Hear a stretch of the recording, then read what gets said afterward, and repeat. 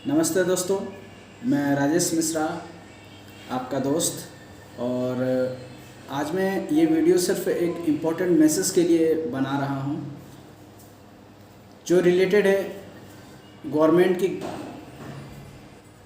Law के द्वारा। एक गवर्नमेंट का लॉ अभी जो एमएलएम कंपनी के लिए गवर्नमेंट का लॉ आया है वो 28 दिसंबर 2021 को ये गवर्नमेंट का लॉ पारित हुआ है। एक्चुअली में मैं ये बताना चाहता हूँ कि जो पहले गाइडलाइन थी एमएलएम को लेकर के गवर्नमेंट की, वो गाइडलाइन उसमें पिरामिड के जो पेमेंट का सिस्टम था उसको लेकर के वो गाइडलाइन गवर्नमेंट ने पारित किया था कि ये गाइडलाइन जो है इसके अंतर्गत जो भी पेमेंट का प्रोसेस है वो किन नियमों पे आधारित है। उसमें कुछ पॉइंट टेबल नोटेड था उस गाइडलाइन में कि अगर कोई कंपनी अपनी प्रोडक्ट या सर्विस को इस गाइडलाइन के द्वारा इम्प्रूव करती है तो वो एमएलएम कंपनी में काम कर सकती है, डायरेक्ट सेलिंग में काम कर सकती है। लेकिन अब जो 28 दिसंबर 2021 को गवर्नमेंट ने जो कानून पारित किया है उसमें उस गाइडलाइंस पॉइंट टेबल को बिल्कुल ही हटा दिया है। और उसके हटाते ही एक तरीके से जितनी भी एमएलएम कंपनी यहाँ हैं, चाहे वो मोदी केयर हो, वेस्टीज हो, फोर्से हो, फॉरएवर हो, जितनी भी एमएलएम कंपनियाँ हैं वो सारी की सारी इल्लीगल में नज़र आने लग गई हैं। अब हमें ये डिसाइड करना है कि हमें किस तरीके से सिस्टम में काम करना है। मुझे पता है कि आज के डेट में जो लोग लेवल 1 अचीव कर चुके हैं उन पे अगर इस बात का झटका लगता है तो उनको बहुत ही ज़्यादा दिक्कत होगी, क्योंकि एक पे आउट इतना अच्छा बना लेना किसी लीडर के लिए, उसके बाद से इस कानून का आना बहुत ही हमारे लिए झटका साबित हो सकता है। लेकिन हमें ये जानना ज़रूरी है और हमें ये बर्दाश्त करना पड़ेगा, क्योंकि अगर अभी भी हम बिना इस जो कानून आया है इसको अगर नज़रअंदाज करते हैं तो वो हमारे लिए बहुत ज़्यादा दिक्कत साबित हो सकती है। तो दोस्तों, मुझे बस यही कहना है कि हमें अब आगे कार्य करने के लिए अगर जिन लोगों ने इस कानून को नहीं पढ़ा है वो प्लीज़ इसको एक बार स्टडी कर लें अच्छे तरीके से। मैं ये नहीं कहता कि मैंने आज वीडियो बनाया है तो मेरे कहने के अनुसार कुछ लोग एक्शन लें, कुछ लोग, मैं ये बिल्कुल भी नहीं कहता।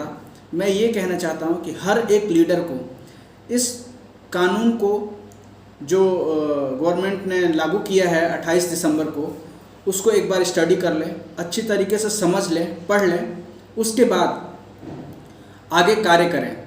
क्योंकि अगर हम बिना कानून को पढ़े अगर आगे कार्य करते हैं और हम बस ये सोच के करते हैं कि अरे ये जो होगा वो तो कंपनी देखेगी, तो सॉरी भाई साहब, मैं एक बात बता दूं आपको कि इस कानून में पेज नंबर 12 पे ये साफ अक्षरों में लिखा हुआ है कि जो भी डिस्ट्रीब्यूटर हैं उनको जीएसटी नंबर लेना बहुत ही ज़रूरी है।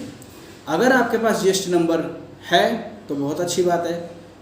जीएसटी में रजिस्टर्ड होना हमारे लिए बहुत ही आवश्यक हो गया है इस नए कानून के तहत। क्योंकि जैसे एक शॉपकीपर होता है कि कोई भी कंपनी से जुड़ता है, डिस्ट्रीब्यूटर से, वो छोटा शॉप खोलता है तो उनका रजिस्ट्रेशन होना ज़रूरी होता है जीएसटी नंबर। उसमें भी कई लीडर बोलेंगे कि भाई हमारा अगर 20 लाख का ऊपर का टर्नओवर होगा तब तो ही हम जीएसटी में रजिस्टर कराएंगे। ऐसा बिल्कुल भी नहीं है, क्योंकि कई ऐसे जगह भी नियम हैं। अगर हम डायरेक्ट सेलिंग का ऐसा नियम है कि अगर हम 20 रुपये का भी प्रोडक्ट सेल आउट करते हैं तो हमें रजिस्टर्ड होना अनिवार्य है। ये साफ अक्षरों में मैं बता दूं आपको कि जीएसटी नंबर होना अनिवार्य है।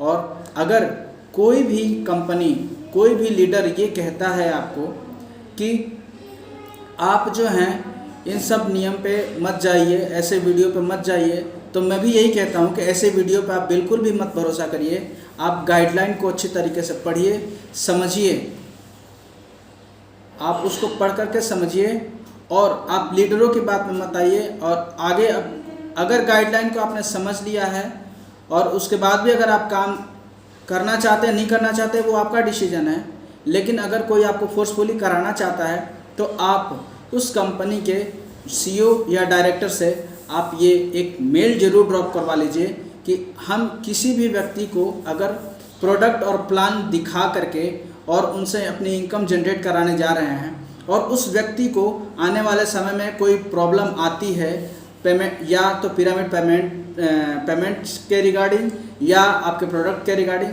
कोई भी चीज़ अगर किसी भी प्रकार की दिक्कत आती है तो उसके जिम्मेदार आप नहीं होंगे, वो सारी रिस्पॉन्सिबिलिटी कंपनी लेगी। इस तरीके का एक मेल जरूर ड्रॉप करवा लीजिए। और मैं आपसे यही कहूँगा कि आप कंपनी को एक मेल ड्रॉप कर लीजिए, क्योंकि कंपनी को मेल ड्रॉप करने से आपको क्लेरिफाई हो जाएगा कि कंपनी क्या करने वाली है। क्योंकि कंपनी को सबको पता है कि अब हमारा जो इस लॉ आने के बाद हम इल्लीगल हो चुके हैं। तो आप कंपनी को ये एक सिंपल सा मैसेज डाल करके आप उनसे मेल रिवर्ट करवा लीजिए कि जो नया कानून कंपनी का जो गवर्नमेंट का जो कानून बना है 28 दिसंबर 2021 को पारित किया गया है, उसके तहत क्या हमारी कंपनी लीगल या इल्लीगल है या नहीं है। आप अगर लीगल है तो आप ये उनसे लिखवा लीजिए कि जो भी दिक्कतें आएंगी वो लीगल है तो कोई बात नहीं है, और इल्लीगल में आती है तो क्यों आप अपना काम को स्टार्ट अभी रखे हैं। अगर कंपनी इल्लीगल है आप जानते हैं तो अभी इस सिस्टम को क्यों चलाया जा रहा है। और अगर वो ये बोलते हैं तीसरी पॉइंट कि नहीं अभी हम कन्फ्यूज़न है, अभी कन्फ्यूज़ में है, तो कन्फ्यूज़ में है तो मेरे दोस्त मैं ये बता दूं कि कन्फ्यूज़न में है तो आप या तो कंपनी से ये लिखवा लीजिए कि अगर जब तक अमेंडमेंट नहीं होता है, कई जगह ये बोला जा रहा है कि अमेंडमेंट होगा, तो ठीक है अमेंडमेंट होगा, लेकिन जब तक अमेंडमेंट नहीं होता है तो मेरे दोस्त जब तक अमेंडमेंट नहीं हो रहा है तब तक ये गवर्नमेंट का कानून का पालन करना होगा। तब तक इसका मतलब ये है कि कंपनी अभी इल्लीगल है। जब अमेंडमेंट आएगा तब हमें देखा जाएगा कि क्या अमेंडमेंट आता है, लेकिन हमें नहीं पता कि अमेंडमेंट क्या होने वाला है। तो जब तक अमेंडमेंट नहीं आ रहा है तब तक ये कंपनी इल्लीगल है। तो जब तक अमेंडमेंट नहीं आ रहा है और कंपनियां बोल रही हैं कि अभी कन्फ्यूज़न है, आप काम करो, कोई दिक्कत नहीं आएगी, तो आप उनसे एक सिंपल मेल ज़रूर करवा लीजिए कि अगर जब तक अमेंडमेंट नहीं आता है और हम कार्य को कर रहे हैं तो इसमें जो भी रिस्पॉन्सिबिलिटी होगी, कोई भी लीगल कार्रवाई अगर किसी के द्वारा की जाती है तो वो डिस्ट्रीब्यूटर के ऊपर नहीं आएगा, वो डायरेक्ट कंपनी उसका जिम्मेदारी लेगी। तो मेरे दोस्त, मेरे को बस यही इन्फॉर्मेशन देनी थी और यही बताना था आपको। बाकी आप ज़रूर गाइडलाइन को अच्छी तरीके से देखें, पढ़ें। ये हमारे लिए और आने वाले लोगों के लिए बहुत ही जानकारीपूर्ण होने वाली है। और आगे और भी कुछ इम्पोर्टेंट मैसेज होगा जो मैं आपको ज़रूर शेयर करना चाहूँगा। और मैं बस इतना ही कहूँगा कि अभी भी समय है, सतर्क हो जाएं और अपने पे आउट के सिस्टम को, मेरे ख्याल से तो यही होना चाहिए कि जब तक अमेंडमेंट नहीं आता है तब तक हमें अपना कार्य को थोड़ा रोक देना चाहिए, और जब अमेंडमेंट आ जाएगा उसके बाद हम डिसाइड कर सकते हैं कि हमें क्या करना चाहिए। क्योंकि जब तक अमेंडमेंट नहीं आता तब तक अभी हम इल्लीगल तरीके से वर्क कर रहे हैं। तो थैंक यू सो मच, मेरे को बस ये इन्फॉर्मेशन देनी थी। जय हिंद, जय भारत।